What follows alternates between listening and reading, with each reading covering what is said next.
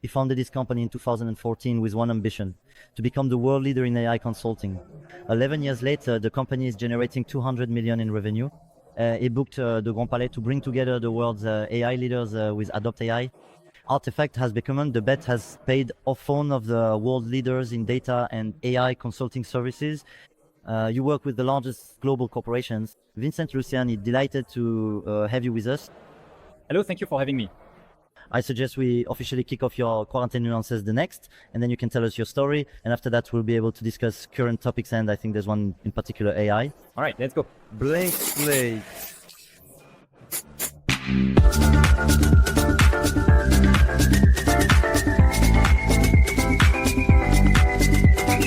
Quarantine nuances the next. A topic with global reach. A little French guy who now advises the biggest names. I almost want to ask how we could talk about it for 3 hours, but honestly, we only have about 20 minutes. You'll have to come back. But I really do want to know the how, if we're able to explain it.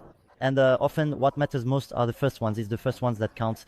Well, so our work maybe is, in the end, these AI topics are seen as being very technological, but we realize that technology is very important, but it's not everything.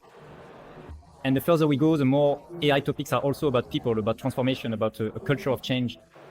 We're talking about new professions, profound changes, and ultimately for us, the how is really about supporting people in building these new processes and these new professions.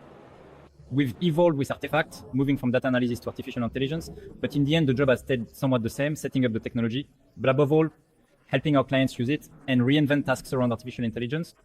If there's no issue mentioning brands, can you give us a few?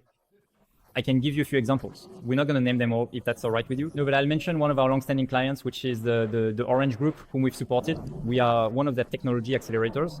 We've been partners with Orange for many years, and we supported them in building their AI factory, which developed use cases to ultimately help both technicians, customer service managers, and marketing teams in deploying AI and using it in their daily work. Because coming back to it, the question is always about usage. It's not just a buzzword. You were talking about supporting the biggest players. I suggest we now welcome our next guest, who I'm told through my earpiece has just arrived. Paul Midy, hello. Please make yourself comfortable. I think we'll use first names. It seems like you know each other. Yeah, hello friends. Ecosystem. Paul Midy, Member of Parliament for Paris. It's hard to miss Artefact. It's especially hard to miss Paul. Well, I'm delighted to give you the opportunity to have this conversation. I'll ask you to speak as close to the microphone as possible. Paul, quick words. I think you're the MP we see the most in the ecosystem. There are obviously reasons for that, but it's also important to have this daily presence. Yes, of course. Well, I've been here since the very beginning of VivaTech. I come every day. It's a pleasure, really, to be alongside entrepreneurs. I was an entrepreneur before becoming an MP, so I know this world well.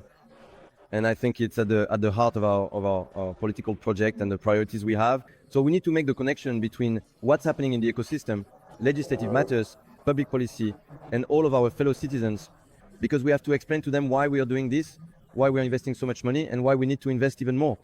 Well, we're going to answer all those questions, but first, a more personal question for you. How has being an entrepreneur changed your approach to your public role for your citizens, for your fellow citizens? Well, honestly, being a member of parliament is kind of like being an entrepreneur. You don't get much sleep, a lot of ambition. You don't get much sleep.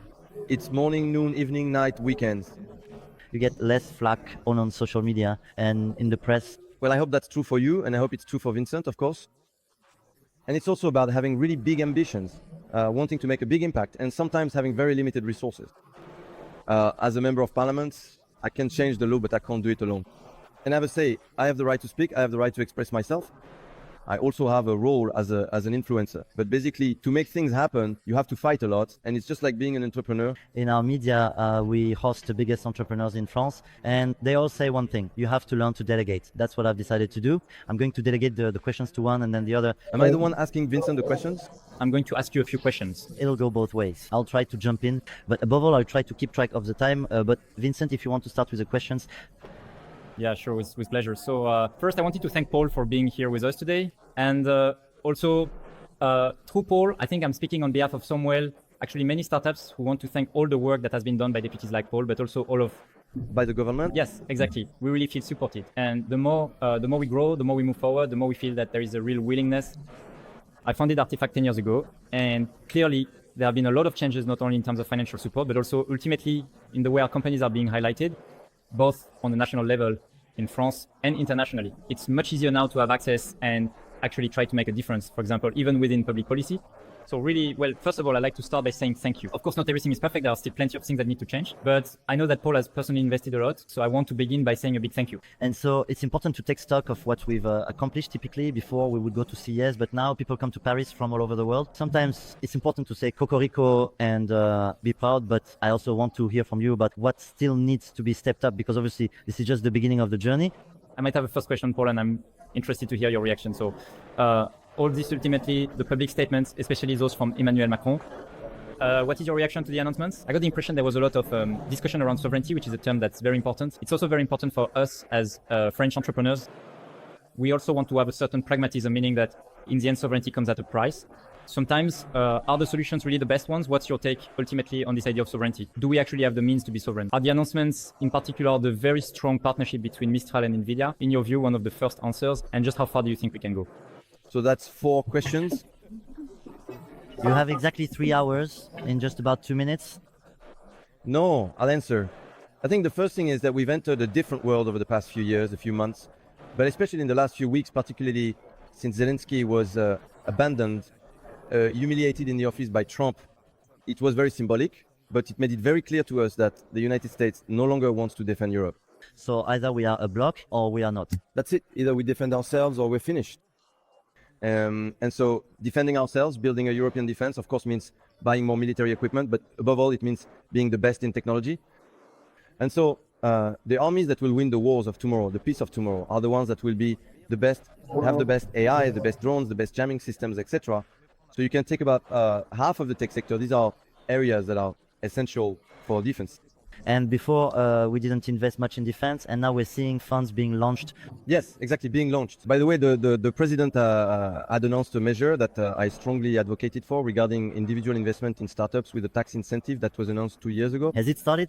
It has already been launched since January 2024. We expanded it in the latest budget because this incentive is now available to FCPI funds that invest in young innovative companies. And there are several FCPI funds currently being launched to invest in defense-related young innovative companies. I haven't missed the boat, meaning if we still want to invest now, we can.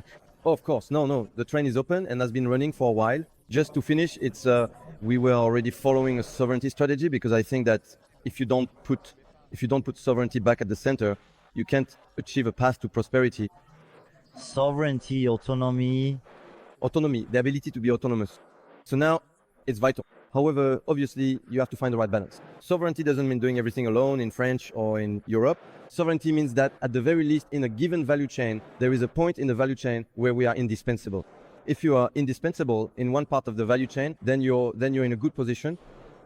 Taiwan, which is indispensable when it comes to AI chips, well, maybe that's their greatest strength and their best military defense against any aggression they might face in the future. Vincent, when we were preparing for this discussion, and of course you can respond to what Paul just said, but you told me people say that France isn't sovereign, but that it's actually much more complex than that. Actually, we're talking about artificial intelligence, which is today's topic. There are really 2 ways of looking at artificial intelligence. There are the people who build them, and then there are the people who use them. Today, just because we don't build AI doesn't mean we can't be users. And so every day at our client sites, there are people who use AI and in the end are very good at it. There was an index published at Stanford 2 months ago, which measures, it's a report that was conducted in large companies, and it ultimately measures to what extent major companies are using AI. And what struck me is that the usage rate, which is about 80% in the example taken from the report, is exactly the same between American companies and European companies. So that leads me to say that, in fact, we may not yet be sovereign in the sense that we mean it. That is, we don't actually have microprocessor capabilities in France and Europe, nor in design or production. And we don't control the entire chain, the whole cloud, even though there have been some pretty impressive announcements. But that doesn't stop our companies from moving forward. And actually, that's what I wanted to say. For me, sovereignty is above all about being able to control what happens, to train people, and to have choices. And we do have an ecosystem, especially in open source, that allows us to do things and to make progress. And that ultimately allows our companies not to just wait for the train to pass by. And that was the message for today. If I understand correctly, and tell me if I'm misrepresenting what you said, but AI will also allow existing leaders in their fields to maintain a form of sovereignty.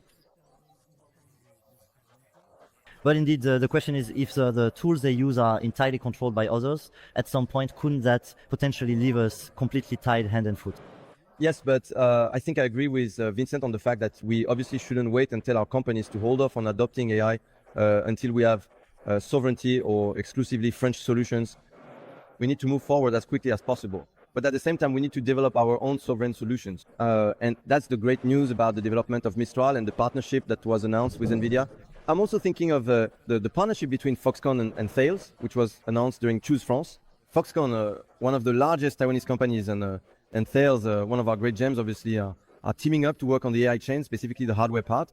So we're in the process of rebuilding the entire chain. Personally, I think it's possible to really have solutions across almost the entire value chain, whether it's French or European. But obviously, we're not going to wait for all of that to be completed before moving forward as quickly as possible in AI.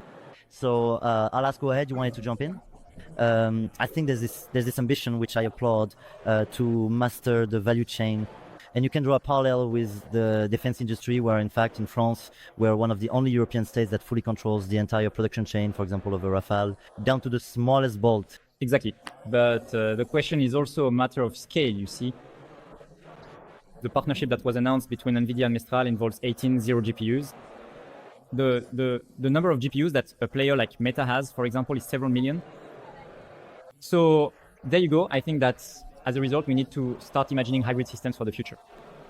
That is, we'll be able to use these infrastructures for critical data, for critical computing processes. We can imagine nuclear power plants, but we can also imagine AI in healthcare, AI in finance.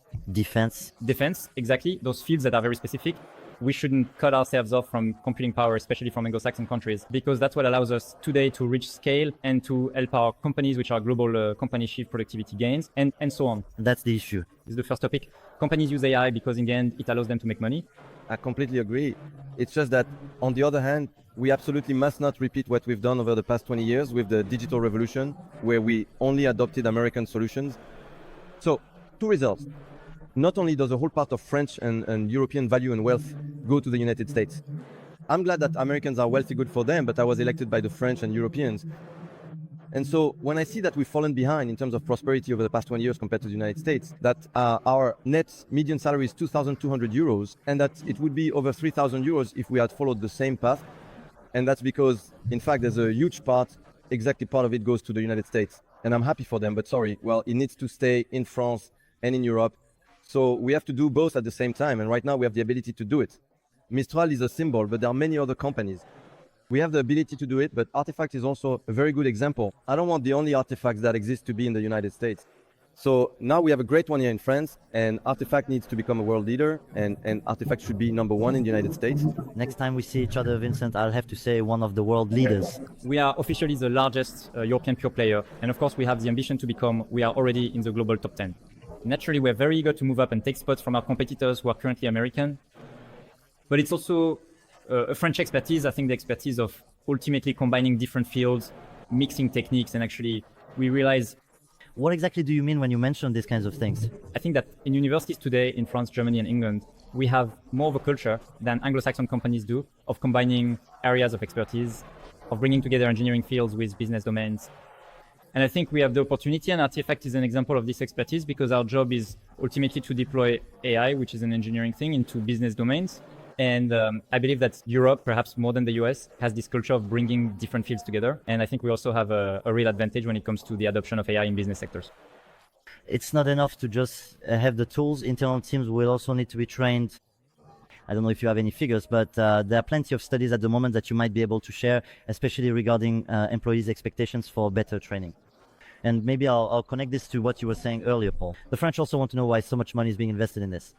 It's that possibly, and I don't want to misrepresent what you might say, but the idea is that the money we're investing in AI, which might end up destroying jobs, well, those jobs would be lost anyway if everything is done elsewhere by others and by foreign AI. Exactly, we must make sure that doesn't happen. First of all, I think we need to be wary of all the people who are trying to scare us. Let me take 30 seconds to step back, because we've already experienced the transformation of our economy. 2 centuries ago, 9 out of 10 French people were farmers. We mechanized agriculture, we made tractors, combine harvesters, all sorts of tools. As a result, now we produce much more with just 4% of the French population. We produce enough to feed all the French people, but we also export a lot. And so the 96% of French people who are not farmers did not become unemployed. No, but farmers should earn a bit more. That's for sure. That's another topic. I'm not going to get into it, but it's obviously a very important one. So with AI, it's going to be the same. It's going to transform jobs. It's going to bring productivity gains. It's going to increase wealth. There will be new types of jobs that will develop. It's going to create wealth for everyone. But for it to benefit everyone, it has to happen in France, in Europe. But above all, we need to bring everyone along on this journey. And so I advocate for us to set a very ambitious goal to train 10 million employees in the next 2 or 3 years in AI tools. A report by Artefact showed that even with the current AI tools, we could already gain an extra hour of productivity per day. This is happening now. It's tangible. It's real. I want us to bring employees and the French people in general on board because first, they want to be involved. Second, we must not repeat the digital divide. Can't let there be an AI divide. Third, that's how we'll achieve productivity gains. And fourth, because that's how we'll get everyone on board. It's a way to bring everyone along on the journey of innovation. What is it for? And it changes my life because it changes things for me every day. It saves me an hour, which is pretty good after all. To respond, I saw that you wanted to respond. this topic, AI and work, is extremely important. And regarding what you were saying, it's true that AI will destroy certain jobs. I think we're not doomed to have the deployment of AI be negative for employment in the short, medium, or long term. There are a number of conditions that need to be met for it to work well. There are two main ones, and actually, I can mention a book that was published 2 months ago by the Nobel Prize-winning economist Daron Acemoglu, who published a book called Power and Progress, which essentially looks at the history of the evolution of economic humanity and how technological progress has ultimately created or destroyed jobs. So it's very interesting to look at what has happened in recent years. And in fact, the conclusion of the book is that there are basically two main conditions for creating jobs.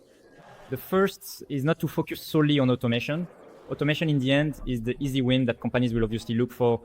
And they're right. It gives them room needed in a tough economy. To invest in things. But you shouldn't just do that. You also need to focus on creating new jobs and new tasks and to work not only on automation, but also on augmentation. And actually, we can really see it, for example, when you're a banking advisor and in the end, an AI is able to provide new information on how to respond to a client's request, new products, things like that. There is truly an increase ultimately in the activity. And then we're going to identify new needs. And in the end, we increase. For example, at our VivaTech booth, we're showcasing a perfume that was created by an AI.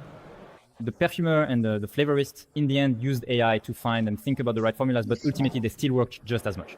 So there's this idea of augmentation, not just automation. So that's a very important point. And as Paul mentioned, it first requires training a lot of people to remove their fears and so that they can think about it within their own professional fields. We'll always need to do that. What does AI actually mean? So that's the first condition. And the second condition is that I personally spend a lot of time, for example, talking with social partners. In the end, we need what we call a bottom-up approach. This is a revolution that comes from the ground up, a revolution driven by the professions, by the people who are actually working. And it's not a revolution that happens in carpeted offices or in corporate boardrooms. And that's very important. It has to address real on-the-ground challenges. The field, the ground level is very important. Engaging social partners is very important. Talking with the people who actually do the work. So at Artefact, we have a culture that values the field. I think it's crucial to talk with the people who will ultimately experience the revolution and not let it be something imposed from above, from corporate headquarters. Paul, you were saying indeed that AI gets a lot of criticism. It generates a lot of fee despite everything. And I absolutely don't want to go against this major development, which, as you mentioned, brings enormous opportunities as well as limitations we need to be mindful of.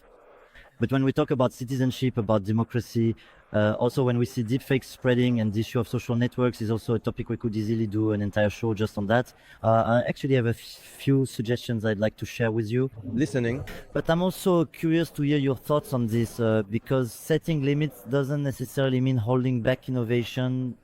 And maybe that's the nuance we need to try to explain. Actually, I think technology can always bring out the best or the worst. It's a tool. Nuclear power, for example, has given us nuclear reactors that will allow us to make the ecological transition and achieve zero carbon because the equation simply doesn't work without nuclear energy. And it well, we can put it in the category of best or worst, but it's nuclear weapons that obviously can be destructive to humanity, to the planet. Which is worse when it falls. Right, but and at its best when it serves as a deterrent. Nuclear deterrence, exactly. So it can be either the worst or the best. I think the scenario that doesn't exist is trying to prevent the technology or to ban it. Otherwise, it'll develop elsewhere. It will be developed elsewhere. And actually, throughout history, you can see that whenever countries have either missed a technological breakthrough unconsciously or consciously chose not to pursue it, they were almost literally wiped off the map because you fall behind in wealth, others advance and become much richer. and you end up being invaded. But that's history, that's millennia.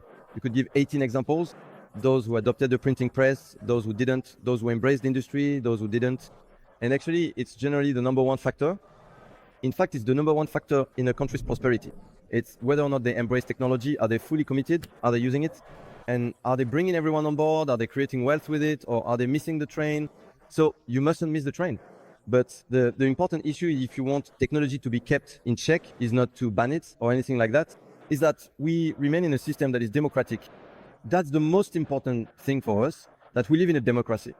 And so we have to fight for that because it's a bit less fashionable these days. It's a real issue. We have to fight. The theme of VivaTech, which is very broad, is new frontiers. I'm curious to hear your thoughts on that. When we were preparing for this conversation, you mentioned to me about AI, which we all imagine in its digital form, but actually the next frontier, which is already starting to become very visible, is robots. I'd like you to elaborate on that if you don't mind. Yes, well, actually, we can clearly see that this is a revolution that was made by computers and with computers, but the frontier is going to go much further. Among the huge programs that are coming in the next few years, for example, there are Tesla's programs which will probably launch within a year or two. It's domestic robot. We can clearly see that the boundary is very thin. An algorithm that we ultimately developed on a computer now has all the reasoning capabilities, the sensors, and finally the ability to act, because today we're talking about agents that can impact the physical world. We have demonstrators today at the booth. It's very easy today for 300 euros. You can take an LM, use an off-the-shelf camera, a robotic camera, give it instructions, prompt it quickly, and in just a few manipulations, of course, there's a bit more work involved, but quite quickly and at low cost, you can make it interact with the world, pick up a ball or have it draw a picture. The robot is able to play Guess Who with the person sitting across from it. So in fact, this is an illustration of how quickly the boundaries are moving. And we obviously expect a very rapid evolution that will combine automation, meaning robots and the firepower and reasoning abilities of these AIs. And then when you see them in action, when you can interact with them in the physical world, obviously, it's even more impressive. Just look at ChatGPT, where more and more people are actually speaking to it rather than typing. So Paul, what do you see as the new frontiers that still need to be crossed? What I find exciting is that with AI, we don't know what those frontiers are. Why is that? You see, it's that kind of technological revolution. We know it's a revolution because like with some other revolutions, we don't know what it's going to become. When electricity was invented, people vaguely knew it would light up a bulb, provide a bit of light, maybe power a motor in a factory. But no one knew it would lead to computers, which would then lead to the internet and eventually to AI. And so AI is that kind of revolution. So we don't know where the frontier is. So when you don't know, you have to stay alert. Well, you have to go all in and be the first ones.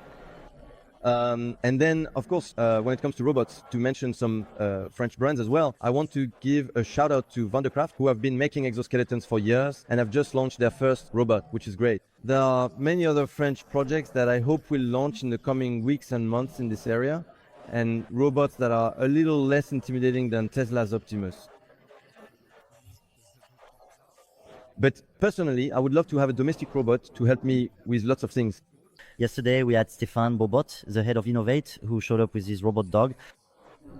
It gives its paw, but when it pulls it back, you could lose your arm. No, but really, it just shows how impressive it actually is. Because, in fact, it's designed to go into fire zones. So it wasn't really meant to give its paw, but honestly, it's amazing. No, it's good if we can actually do useful things with it. Yes, let's not forget that. I suggest normally we do this with all our guests, so I'll be the one to pick up this time, but I'll let you share with me, in one word, your answer to this question from another galaxy. Let's listen. Full of uncertainties, the future is to find balance. You must prepare yourself today. You must. What new challenges will you have to face? Next challenge for Artefact. The next challenge for Artefact, I would say, is to continue growing without experiencing growing pains. Today we have 2,000 amp. It's still a challenge, but really it's the same for all companies, right? We have 2,000 employees. We need to be able to extend our model while maintaining what made us successful in the first place, the quality of our people. So there you have it, being able to keep growing while maintaining a strong company culture and integrating new people. And actually, we're very confident that technology will keep evolving, but if we have the right people, the company will evolve properly, no matter how technology changes. Next challenge for you, Paul. If we want to succeed in creating global tech giants, we need a huge amount of long-term capital. This long-term capital exists in only one place, and that's retirement capital. In other words, we won't make it in Europe unless we develop pension funds. That's the magic wand first on a French scale, and then the European one. It's the Europeans' magic wand. We have to use it, and that's a goal for 2027. Because in a democracy, it's a choice that all French men and women must make together. The people remain sovereign, fortunately. Thank you. Thank you. Just to finish, if I may, because you were talking to me about the timeline of a few years, in 2027. Personally, I want us to be on that scale in 3 days. We stopped the live stream so you could announce it out of respect for OS France, I think, to whom you gave the exclusive. But you're launching a game, and I'd like you to tell us a bit about it. And same for you, Paul. If you have any questions for Vincent, don't hesitate. Well, I'm delighted to announce today that we're launching a game called FutureGuessr. So maybe some of you know a game called GeoGuessr, which has actually been hugely successful. There have been 65 million users this past year, especially on Twitch. And actually, the goal of the game is you get a photo from somewhere in the world and you have to guess where that photo was taken. And we've adapted this concept to do the same thing, but set in the year 2100. So we worked with a researcher named Benjamin Sultan, who is one of the co-authors of the IPCC report, and who has specifically worked on the impact of climate on ultimately the environment. And so we created... And in 2100, we'll see it. Well, that's the beauty of what we've done. And it's also a bit anxiety-inducing. So we use the AI to remain neutral by using data from the IPCC report. And we create images of 2100 that are based solely on the IPCC report. And from the trajectory. Ultimately, the IPCC report prompts the AI while preserving the image quality, maintaining the specific features of the image, and we project what things will look like in 2100. It's terrifying, but it's honest. And so we let people guess, and there are landscapes that are completely transformed, that are a bit chilling. But we thought, so we formed a partnership with an association called Réseau Action Climate, whose goal is precisely to raise awareness about the long-term consequences, since we projected ourselves to 2100 of climate change. So that it's visible. And there you have it. And actually, it's one of the first times where through this game, which is quite an immersive experience, we can really see what the impacts will be. Ultimately, on the landscapes, we know in 2100. So there you go. I'll let you explore the platform. Thank you, Vincent. That would be the dream part, to be able to physically project people into what today's decisions will mean in 10, 15 or 20 years. It might solve a lot of decisions. If we could have scenarios, if you vote for us, if you vote for the other, so we could see what happens, I think that would really help us. That's version 2, Paul. A huge thank you to both of you. Thank you all for following us. I hope we'll have the chance to see both of you again, for usually we do formats that last an hour and a half, 2 hours, so there's really time for ideas to be expressed. This time it was necessarily a bit shorter at VivaTech, but we were delighted. It was a pleasure. Thank you for having us. And thank you all. Blank page.